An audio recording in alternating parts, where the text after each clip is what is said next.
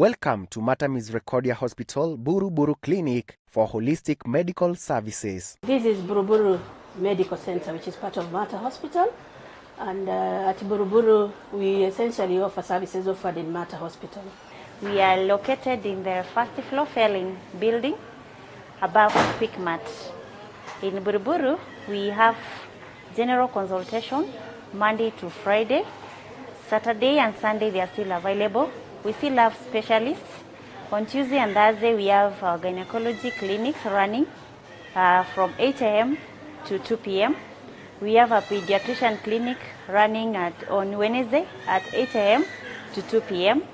We normally have our wellness, which we normally do from Monday to Sunday. Every day, feel welcome, you can come. Experience the difference in our wide range of quality, responsive and compassionate healthcare services. We have very highly skilled and qualified staff running the units. We offer services including doctor's consultation services, which is the general doctor in the outpatient unit. We also have laboratory services and pharmacy services. On particular days of the week, we have specialized clinics, which include the physician clinic, where we have our hypertension and diabetes patients followed up. And then we also have the obstetric gynecology clinic, which is run on Tuesdays and on Thursdays. We have the pediatric clinic, which is run on Wednesdays. And then we also have the ENT clinic, where we have the ENT doctor coming in, and that is run on Fridays in the morning. There is also a pediatric surgery clinic, which is also on Fridays. Our child welfare, we normally do them on Wednesday, Friday, and Saturday from 8 a.m. to 2 p.m. We have our ENT clinic Friday, 8 a.m. to 10 a.m. We normally have nutrition services on Tuesday to Thursday, and we have extended our radiology serving up to Friday, but currently going up to Saturday. We deliver all our services with utmost diligence, integrity and equality. We see everyone at the Buru Buru branch. We do not discriminate against anyone, either on race, on religious grounds, or disabled people. You are all welcome to receive services at our branch. Be assured of privacy. We normally keep to our ethics. We are so compassionate to our clients. Integrity is all over. So when you come, we feel you, and that is why you can see nowadays we are running, like every Friday we are having a special clinic. Currently we are running the breast clinic. Next month we are coming up with clear colon screening. So don't forget we are Christ-centered. When you come, and we don't segregate because you are a Christian or a Muslim or Hindu. We treat every client as equal as any other.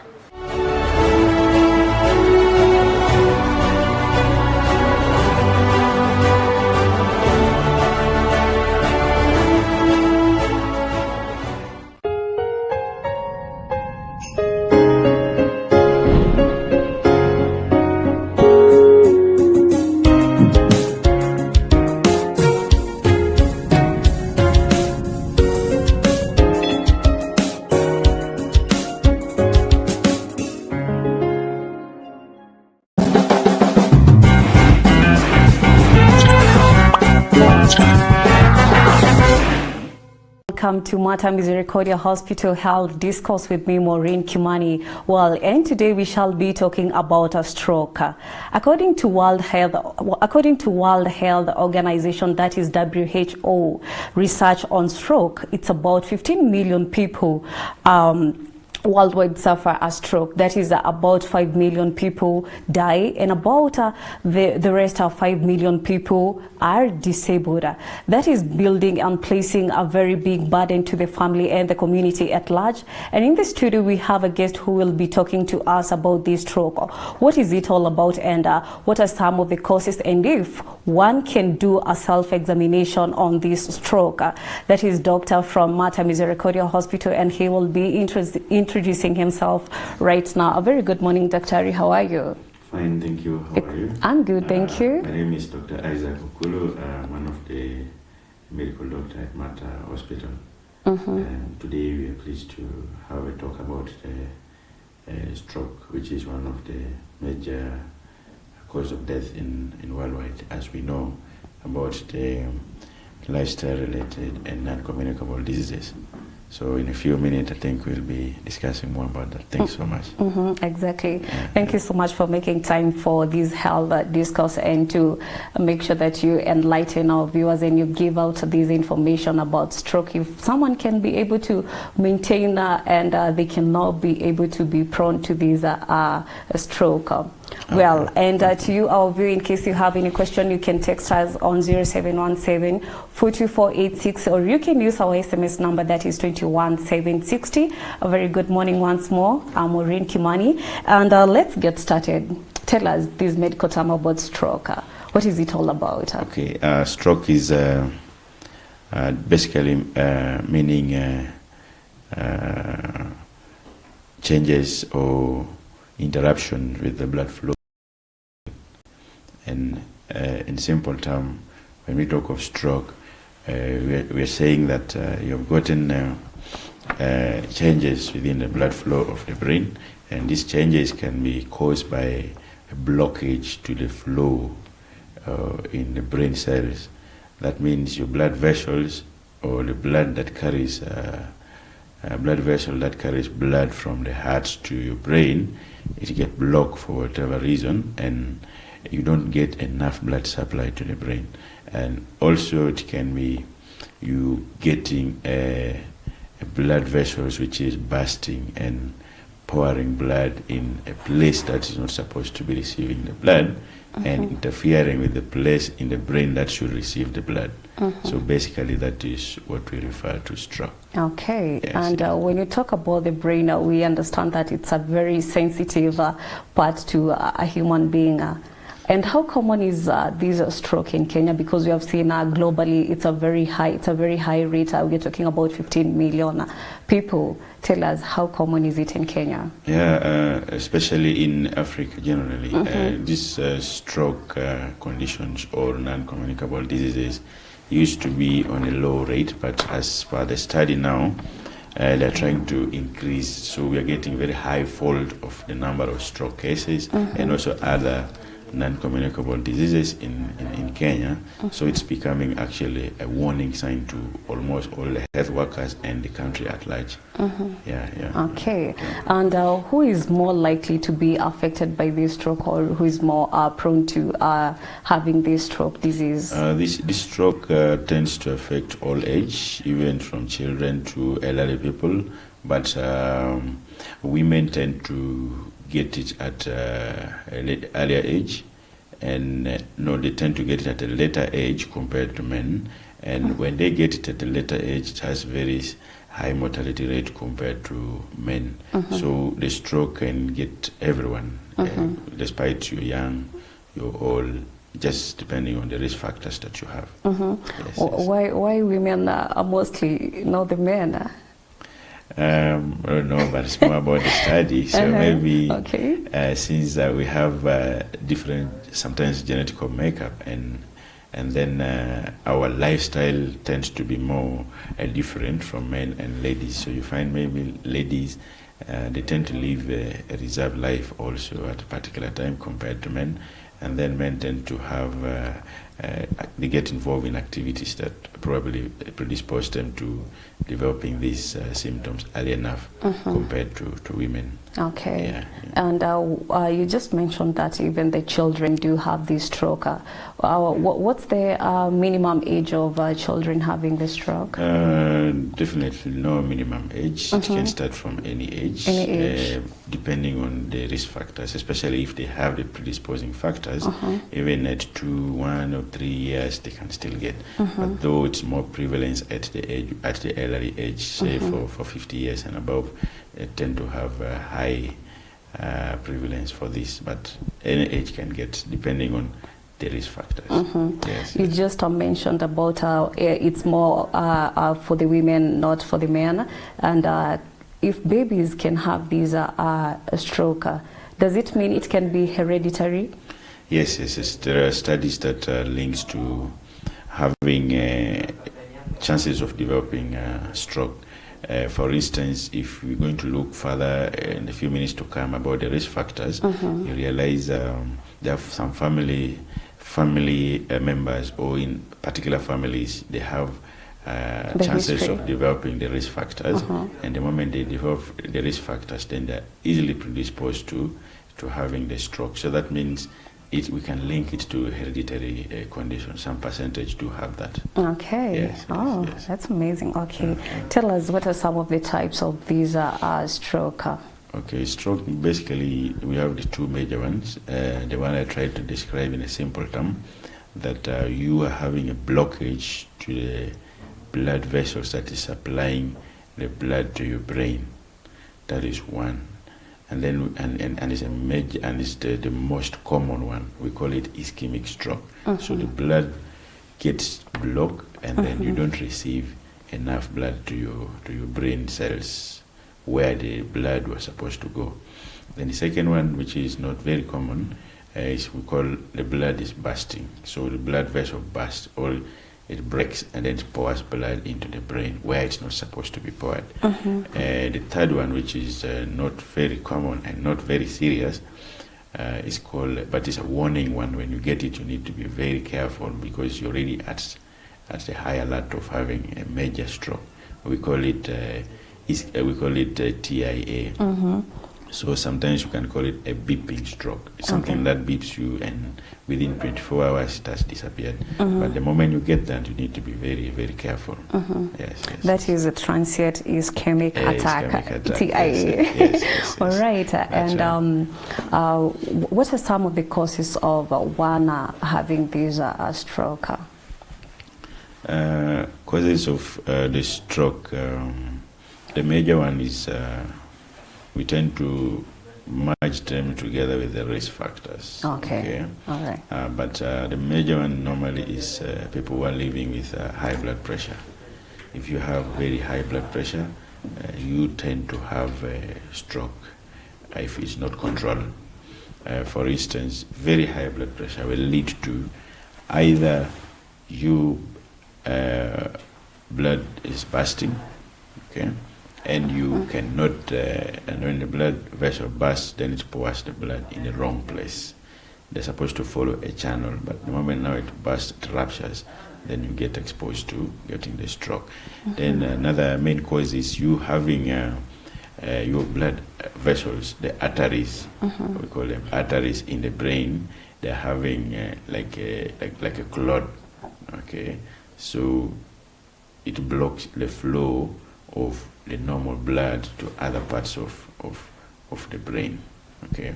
So that is what normally causes the stroke. But now when you merge it together with the risk factors, now you're going to look at what is making you have this blood bursting, and what is making you have this blood and clotting, and then causing a lot of this. So that now takes us to the most causes and then the risk factors. So the risk factors and the causes are almost matching at the same time. And if you maybe, for instance, have the heart disease, maybe you have your arteries, you have your valves are not working well, and then they don't pump the blood the way it's supposed to pump, or the heart is pumping the blood so fast, then you tend to have some blood which is staying for a long time and is clotting, or the valve is disturbed, and you can easily have a little bit of clot. So this clot can be thrown into the brain, and it causes the stroke, because it will cause the blockage in the small arteries of the blood vessels in the brain. Okay, then other factors we can talk about: people who are smoking, people who are taking a lot of alcohol, and this tends to predispose you to have a blood vessels which is not elastic. Okay, it's not elastic enough, and when it's not elastic enough, it makes you develop high blood pressure. And when you now develop high blood pressure, sometimes it's not controlled well, and when you don't control it well, then it throws you to having the stroke. Another major cause, or even the risk factors, we can talk about. Take, for instance, the lifestyle that we talked about last time, and you're not controlling your weight, and your weight is heavy, and therefore you're going to develop the diabetes, and when you develop diabetes, these people tend to move together. They're like brothers and sisters. So you have diabetes, pressure is going to be there, and that has just come because of weight. So weight in, pressure in, diabetes in, then stroke comes in. Okay, so and then taking a lot of fatty food, so it's still under diet. You take a lot of fatty food, you're going to have a lot of high cholesterol in the body. Then after this high cholesterol, there's a pathophysiology or changes that happens within the blood vessels now, because you're having high level of fat in the body, and this fat is the one that settles easily. Remember, if you're cooking, there's some cooking oil in the market. When you keep them in the house for so long, they become solid in form. And yet at first when you're buying them, they're in a liquid form. Now when you look at this, this is something that also happens in the body.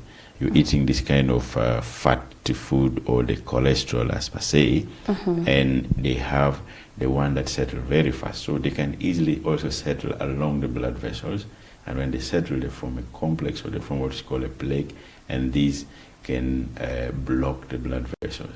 Okay, so it's also predispose people to having a stroke. Okay. We're talking about sedentary lifestyle. Yes, people are loving it nowadays, but they don't know that it's very risk for any person out there. Exactly. Yeah. And if I remember last time in our discussion, I really emphasized it a lot about sedentary life, and we are talking of you getting involved in physical activities. Sure. Most people think when you talk of physical activities, you need to go to the gym. You need to work out, you need to build up, but that is not what we are talking about, the therapeutic exercises. You can still give yourself 30 minutes every day in your house, and you can achieve this. And it's simple, because you need to discipline yourself and make sure you keep physically active. You involve the blood vessel, you involve the lung, you involve the heart, you also involve the brain, and basically your body is healthy, and this prevents you from developing these lifestyle diseases, which is, I think it's one of the heating topic worldwide. We need to talk about it seriously. Okay. The correct one that I'll still insist, it's about the discipline. Yes. Okay. Tell us, what are some of the signs and symptoms of maybe a patient having this a stroke, and tell us, does it hurt? Stroke, can say it may hurt, but sometimes it may not hurt.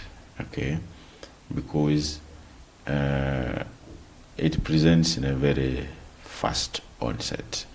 You are having dinner maybe with your family members. Sometimes you go sleep and you don't wake up, and people come and look at you in your bedside that we were even talking with him in the evening hours, but now he's not talking. Now he cannot walk, because it just happens in that part of the brain. It weakens that particular part. For instance, if it disturbs the side where you use for vision, so you're going to have blurred vision, you're not going to be seeing well, and that is the sign of stroke which is coming. If it affects some parts of the body now, the part of the brain which is controlled, like if I talk of my hand is controlled by a particular part of the brain. So this stroke can single out that part, and then it makes me have weakness on this hand. And the moment I woke up with a weakness, or I was doing my activities well, and therefore now I cannot see strength in my hand, then I should be suspecting that I must be having the stroke. If I was speaking well and all of a sudden I'm quiet, I cannot speak, and that means like maybe I'm speaking now, God forbid, and then I just go mute and my microphone is working well, that means you need to start taking me to the hospital because things are not going right on my side. See, another one is you lose balance, you cannot walk well, and all these things happening in the brain, and we know very well that the brain controls everything that we do. Control our speech, control our sight, control our walking, control our sitting, control our swallowing, our talking, our hearing. So all this, depending on the part of the brain that has been affected, it manifests in different parts of the body. Yes. What about the numbness? Yes, now when talk of the numbness is one of the things that happen. For instance, if I have weakness in my hand, and then the ability also to sense the environment or to sense the touch, it can also go away. And when you see you feeling numbness, that means the nerve supply to your body is interfered. Okay, if it's interfered, you feel that hand is heavy, you feel it is numb, you cannot sometimes sense the touch. The touch. If I touch your leg or your hand, you may not be in a position to tell which part I'm touching, because the nerve supply in that area, it has been interrupted by the stroke that has happened in that particular area in the brain. Yes. And I know there's a term that is definitely used in stroke, that is they say it's fast. Maybe you can tell us a little bit more of like this, if you take off fast, you're looking at the face. Okay, looking at the face, you're looking at the arms, and then when you look at you can look at the speech also. Okay, so face, you can get a facial deviation. If you look at yourself in the mirror, you find like you look a little bit funny, and then you're like, this is not how I normally present after that occasion. So you can also talk off your arms, maybe your leg, you find a little bit of weakness there. Then you talk off the speech, sometimes you can get a slur of the speech, you cannot speak like the way you're speaking before. And then you talk of also the vision, and you're not having a very good vision. So this fast is really trying to explain in simple terms the clinical presentation of the stroke, so that when you see them, you can be in a position to say, okay, I have 3 out of 4, I have, even if only 2 or 1 symptom is enough for you to tell that you have stroke. So you don't have to wait for all the presentation to appear. Yes. Okay, that is facial drooping, arm weakness, and speech difficulties and time. Exactly. That is fast. Yes. Which everyone should be very fast in everything that they do. Yeah, you have to. Exactly. Okay. After maybe a patient just comes to the hospital and you say that it's true, this patient has a stroke. What's the process after that? This is one of the serious approach that most of the neurologists or the specialists who handle more about the stroke, they have a great work to do, and this has been evolving over years. If you look at the 20 years ago, the approaches has been changing over time, and right now there is intensive activities going on by the government and by these specialists to make sure we tend to be very aggressive when it comes to stroke matters, because we say muscle is time, but we are talking of brain is time. Because if you got a stroke now, for instance, from home, and you're brought in the hospital, the first question we shall have is, when does this occur? Okay, if you go sleep at around 10, and then your relatives wake you up at 8 because you're not coming out of your bed, and that means we don't know. Maybe you just entered the bed at 10 within 20 minutes and you got the stroke, or you even got the stroke at 5 a.m., or you even got the stroke at 8 when they're coming to look for you. Okay, now, we in the hospital setting, we are very keen about the time of onset of the symptoms, and that will guide the speed and guide the direction and guide how aggressive the health workers should handle this patient when it comes to the hospital. I think that's the first thing we do. We want to know when does this happen. Then after that, you go for your examination. Of course, you'll ask some few history. And the approach is you need to be as fast as possible. You don't need to delay time. Because if I fail to speak well from now, I expected to be treated within 3 hours. I should be treated within the 3 hours. I should receive the best care for the stroke. And that will give me a very good outcome. Okay. So I think time and physical examination and now quick method of approaching to this patient is very important. And one of the key investigation is doing the scan of the head in the hospital. When you come, we need to do a CT scan very fast, as urgent as possible, to make us differentiate which kind of stroke do you have. Do you have a bursting one, or do you have a blocking one in the brain? Yes. Okay. Yes. And sometimes you find that this stroke can be very traumatizing, and especially for the older people, because when you tell them that it's true you have the stroke, they find it will be a very big burden to their siblings and to the children, because they have to take care of them. How do they take those news? And what do you do maybe in terms of counseling? Maybe let's talk about Mater Misericordia Hospital. Basically, this leads to multidisciplinary approach when someone has stroke, and it calls for family support, and it's called for even the workplace. If someone was working, you need a lot of team to make sure this person is okay, and to make sure the family members are okay, because stroke basically like 50% will recover from the stroke, and close to 50% may not recover fully. They may have disability that is maybe within 1 year. And then also, if you look at what the study is saying, like if you get stroke, chances are high, maybe you stay for around 5 years or 6 years and you can still live. Okay, and also chances of getting another stroke is also on a higher level if you have ever had it before. Now, that means you need to prepare the family members, and also you need to prepare this patient that your condition may lead to disability.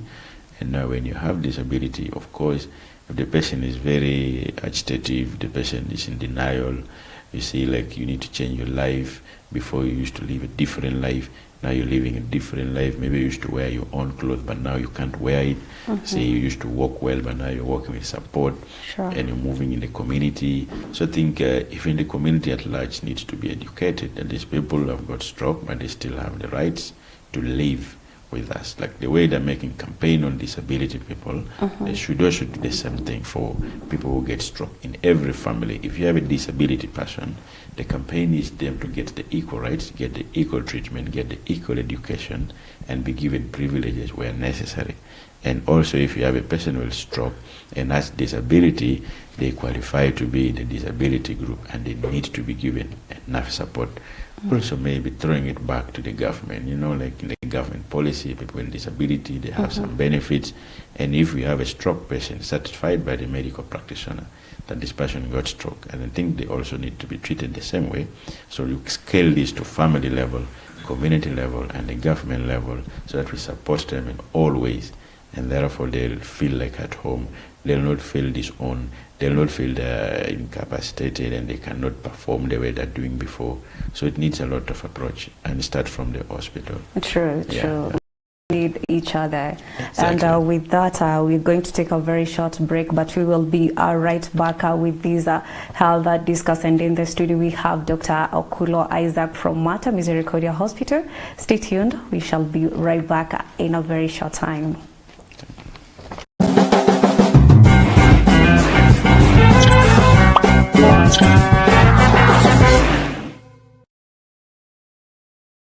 Capuchin TV, your Catholic broadcasting ministry.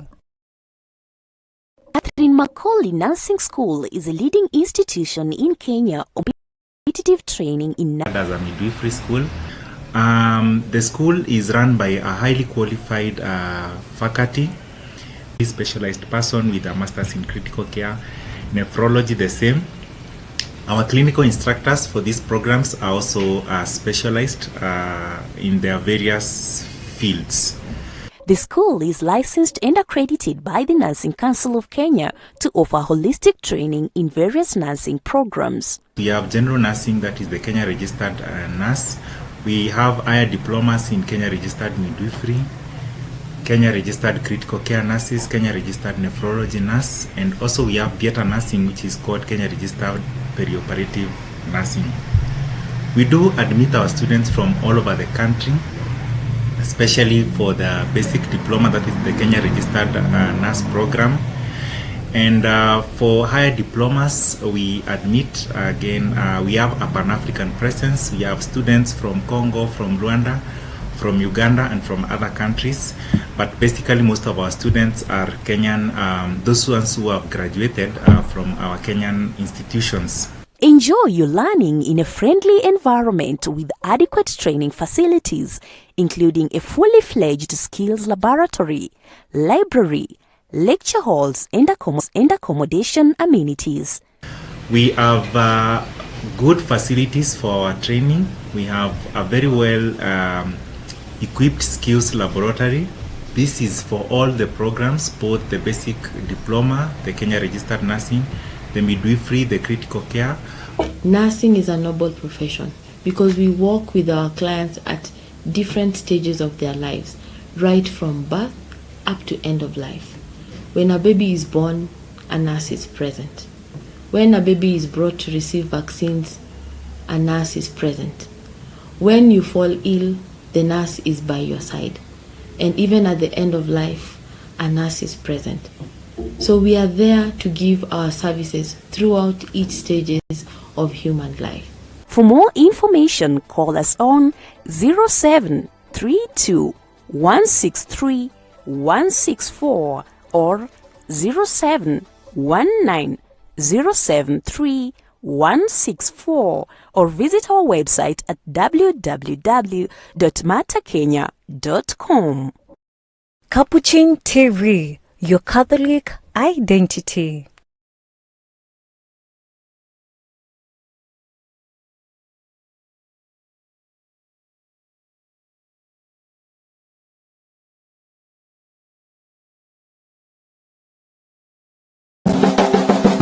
Mater Misericordiae Hospital with me, Maureen Kimani, and in the studio we have a guest that is Dr. Okulo Isaac from Mater Misericordiae Hospital. Well, in case you're joining us right now, we have been talking about some of the causes of this stroke, and just to give you a little bit of the details that World Day Stroke will be celebrated on 29th October this year, 2022, and the reason that is set aside this date is to raise awareness of stroke risk and action on prevention.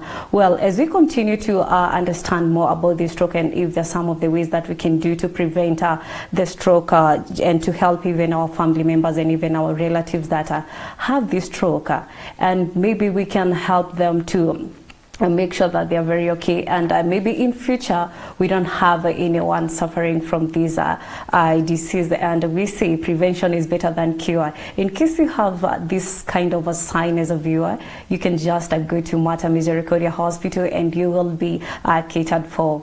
Welcome back. Welcome back, Dr. Ari. Thank you. Yeah, let's continue with this conversation. I don't know if you have something to mention before we had gone for the break. No, do you? Okay, okay, so we can begin. Yes. We can continue rather. Okay, tell us, can this stroke be cured? Because we find out that some patients, they are very worried that once you have this stroke, you're dead, or maybe your life is hopeless and you'll never be the same again. Can it be cured? That's the question. You'll never be the same again. Can it be cured? That's the question. Simply we can look at it in what part of the brain maybe it's affected, and for how long has someone stayed with a stroke before coming to the hospital. And this will really determine the outcome of the stroke also. Some parts of the brain, when you get the stroke, especially the type of the stroke, if it is the bleeding one and it is in a bad part of the brain, then the outcome is really bad sometimes. Okay.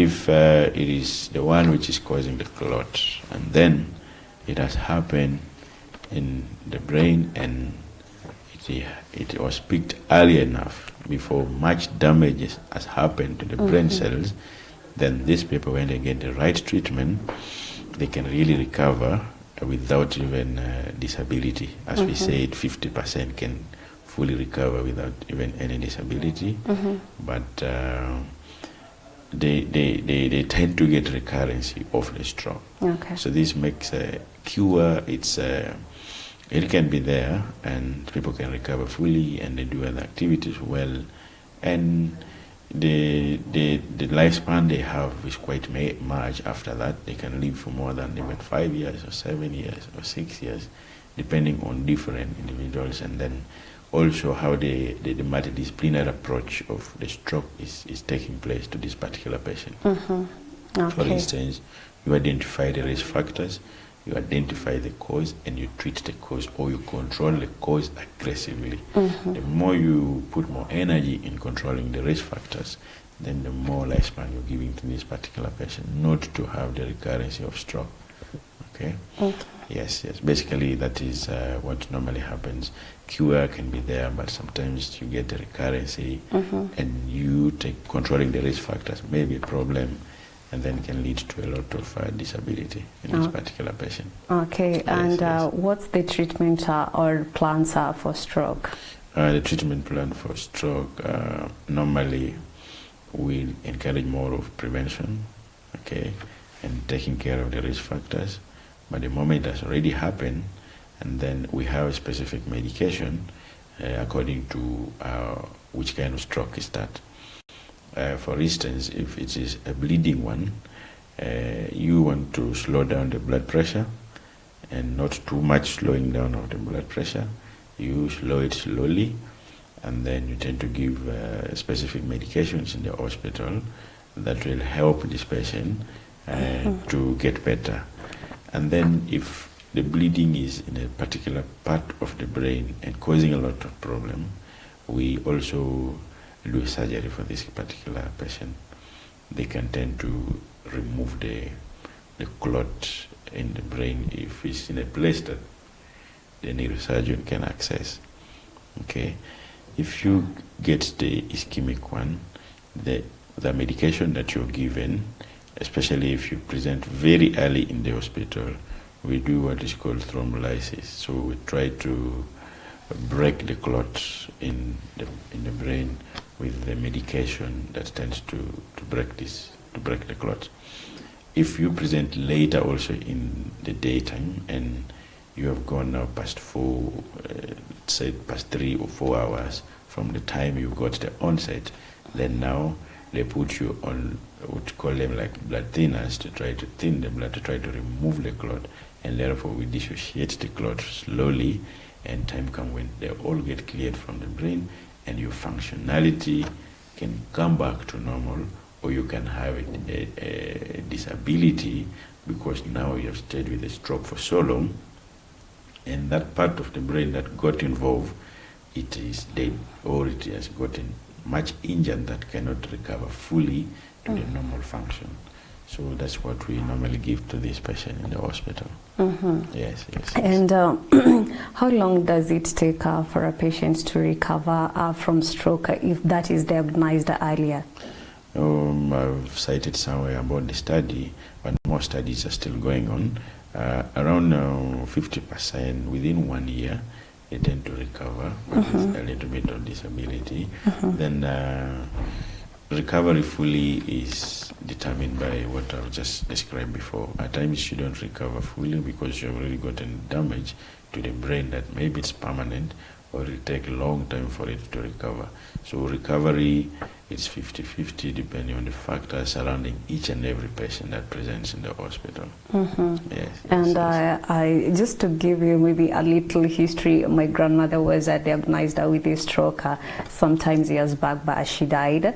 But I remember she was feeling so confused because it's something that happened very fast, and that when we told her that she could not move out of bed, she couldn't believe it because she was the kind of a person who used to do everything for herself. But now if you tell her you have to feed her, you have to maybe change the clothes for her, it was very bad, especially when you find these older grandmas and grandfathers, when you try to explain to them, sometimes they get, hardcore. And there's a lot of psychological torture that they go through, because you're not living your normal. You're moving from a normal to another kind of life. And this happens because that part, when you get a stroke now, we're saying of the damage to the brain that can be permanent. So now you've gotten a permanent brain damage to that part, not the whole part of the brain, but some part of the brain where the stroke was involved. Now, you cannot move because that part of the brain is no longer functioning to control the movement of your hands, of your leg, so you become bedridden, and that means now you need to be taken care of. So you go into what is called, sometimes we do home-based care for them, because they can't stay in the hospital for all this period of time. So you get some health specialists who will come visit the patient at home and give them the basic care at home to prolong their life, to at least make them live a decent life and make them live a good life. And with time, we tend to train the family members also to do the same, because at the end of the day, it becomes very costly to invite a health personnel almost every day to be doing this thing for the patient. So the approach is you involve the family members, you train them, and then give them the basic care, home care for the stroke patient. We have all the protocol for that. Yes, I yes, wish yes. that was our case, but because we don't want anyone to experience such kind of, traumatized experiences. yes. What are some of the ways that one can do to prevent this stroke?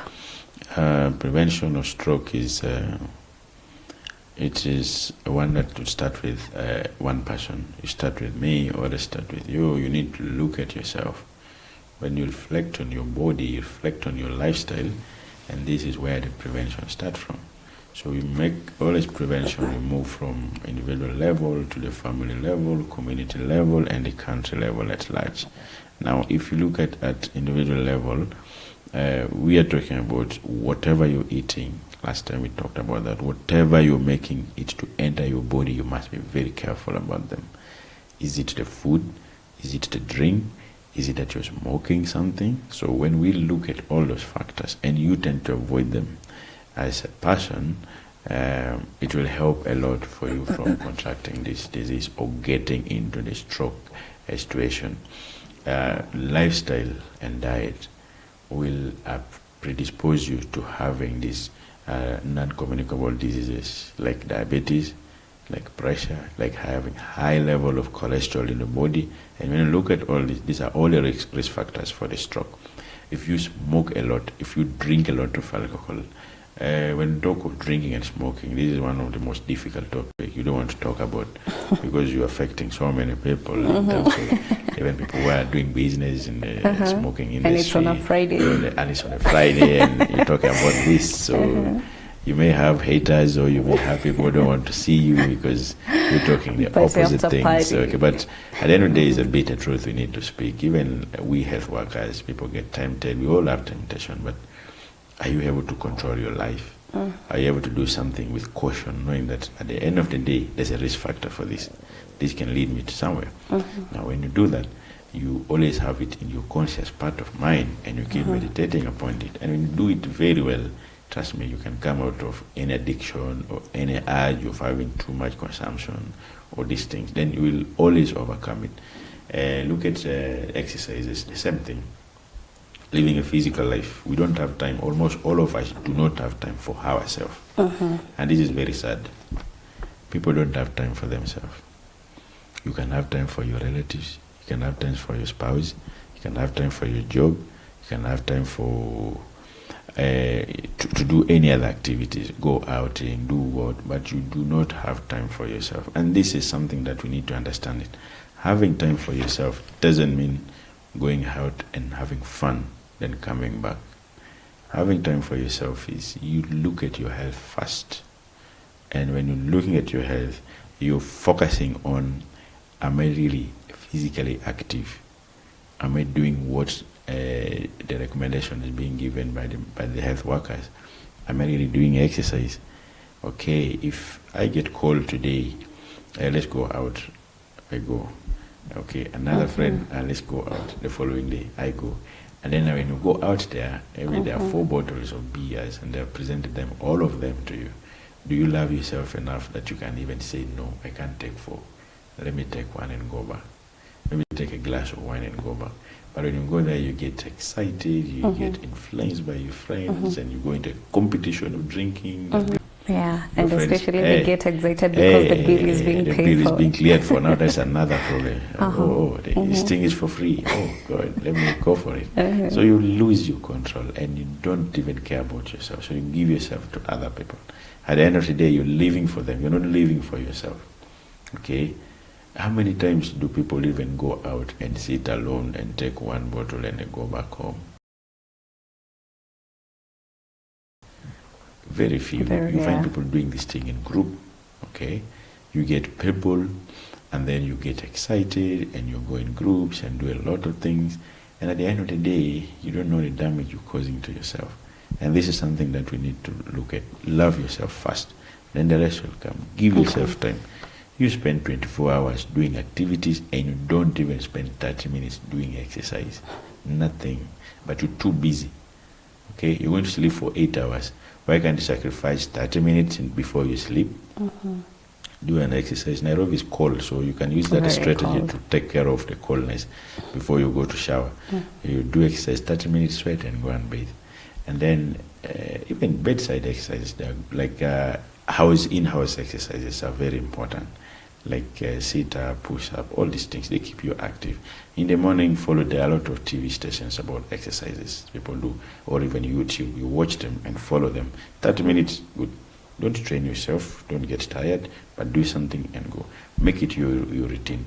This will help you from developing the chronic diseases, diabetes, pressure, that will lead you to stroke. You reduce smoking, you reduce alcohol intake, you reduce taking a lot of fatty food, you're reducing on the cholesterol, your blood flow is nice, the outcome is good, you're living a health shutdown. Okay. Awesome. And Yes, because yes. we are in church premises, we're talking about temptations can be overcome.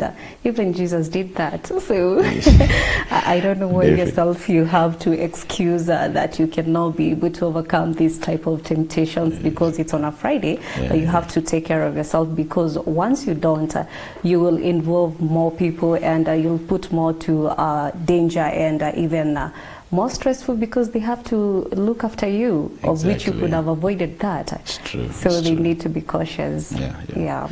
So It's they true. need to be cautious. Yeah. And as we wind up, because our time is almost ending, what are some of the advices you can give out to those patients and the family members they might be having these stroke patients in their homestead? Basically, what I can say is the advice will go to the family members, will go to the community, and will go to, say, the country at large.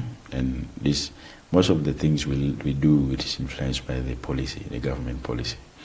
So one thing is we need to have multidisciplinary approach in the management of every stroke patients at all levels. So that means we need to involve the family members, give them more education.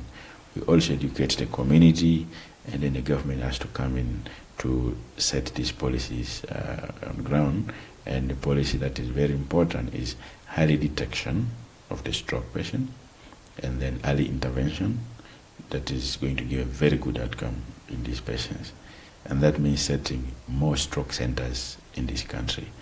And I've been research about the stroke centers in the country, but I know there are very few. And when we talk of stroke centers, we have now the strategy to manage anybody we suspect to have the stroke. How quick do we take care of this patient? Okay. For instance, you get a stroke, and then you come to the hospital. How fast can you do a CT scan of the head? Because the doctors will be having their hands closed and tied up, they cannot start you on the medication instantly because they have not done a CT scan. They cannot start you on the medication instantly because they have not done a CT scan. Is the CT scan easily accessible? Is it affordable to almost everyone? That is a big topic that we just forwarded to our decision makers or the policy makers to look at it. And at a public health perspective, it's something that can really help in the management of stroke. How quick, how fast can we detect and can we treat people with stroke?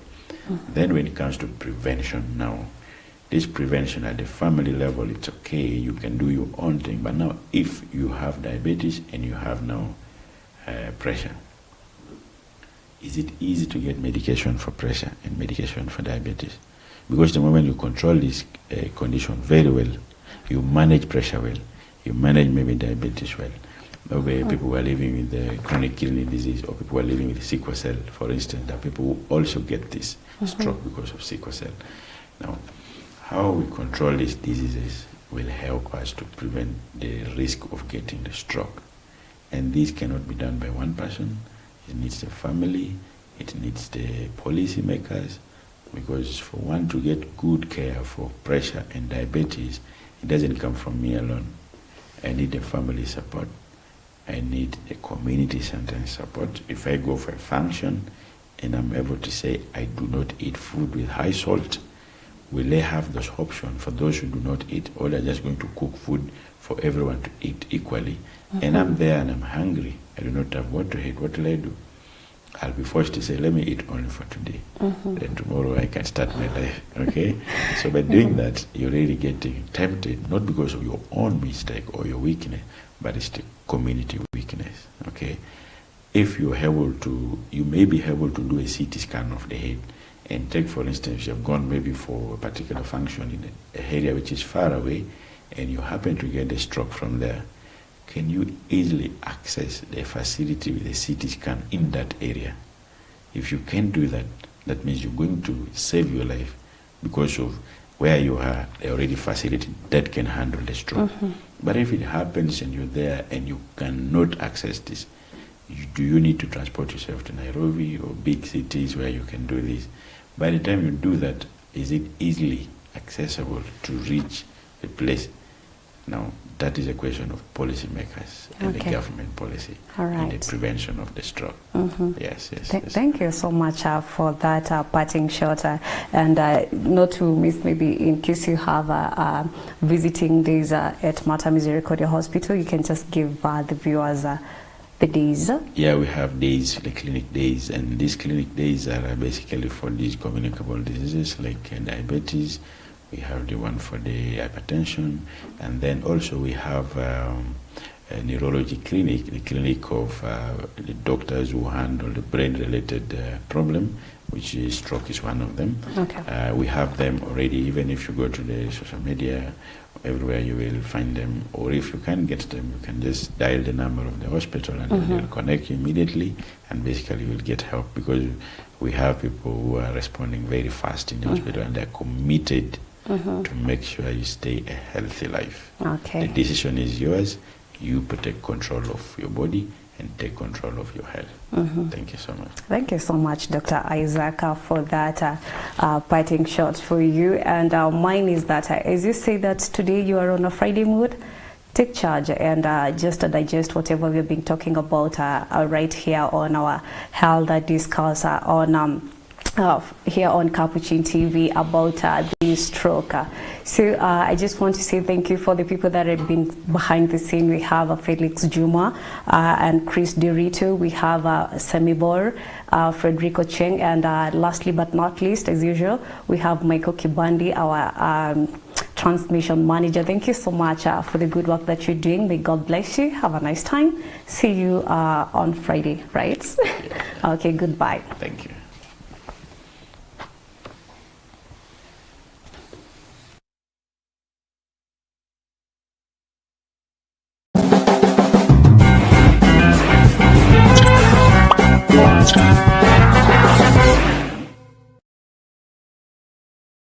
Capuchin TV, your Catholic broadcasting ministry.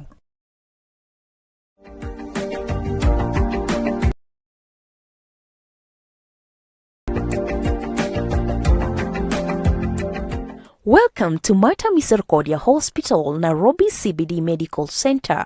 Development House Medical Center was opened about slightly above 10 years ago, and since then we've been providing ambulatory care to clients who come to us. The clinic is located on between Tom Mboya Street and Moi Avenue, right opposite the Pioneer Building. We guarantee our patients quality standards and variety of medical services. At Development House Town Clinic, we have the following services. We offer doctor's consultation. We also offer physician services on Mondays and Fridays, obstetric and gynecologist services on Wednesdays and Saturdays, nutritional services on Fridays. We also have a well-equipped pharmacy, a well-equipped laboratory. We have physiotherapists, and we also have just begun our wellness services as a way of encouraging preventive medicine. We provide specialized services, that is gynecology and antenatal clinics. We provide services to the diabetics and the hypertensive patients. We give nursing services. We will do your dressing, we give you injections, we also provide some counseling services. We have specialized counselors that would give you natural family planning counseling and guidance, and you'd also get the general counseling.